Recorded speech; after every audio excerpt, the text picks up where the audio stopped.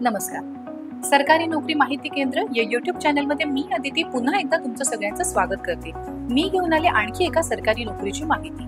Border security force मध्ये constable crew, head constable workshop आणि sub inspector पदांची भरती सुरू झालेली आहे. पदसंख्या 162 असून कॉन्स्टेबल क्रू करता उमेदवार 10वी सह संबंधित ट्रेडमधील ITI उत्तीर्ण असणे गरजेचे आहे. तसेच त्याला संबंधित कामाचे ज्ञान आणि संबंधित कामाचा 1 वर्षाचा अनुभव असणे गरजेचे आहे. ट्रेड संबंधित माहिती डिस्क्रिप्शन बॉक्स मध्ये दिलेली आहे. हेड कॉन्स्टेबल मास्टर किंवा इंजिन ड्रायव्हर करता उमेदवार 10वी सह संबंधित सर्टिफिकेट कोर्स उत्तीर्ण असणे गरजेचे आहे. हेड कॉन्स्टेबल वर्कशॉप करता उमेदवार संबंधित इंजिनिअरिंग डिप्लोमा किंवा डिग्री उत्तीर्ण असणे गरजेचे आहे. सब इन्स्पेक्टर पदासाठी उमेदवार 12वी सह मास्टर किंवा इंजिन ड्रायव्हर मधील सर्टिफिकेट कोर्स उत्तीर्ण असणे गरजेचे आहे. उमेदवाराचे वय दिनांक 1 जुलै 2024 रोजी सब इन्स्पेक्टर पदासाठी 22 ते 28 वर्ष दरम्यान असायला हवे.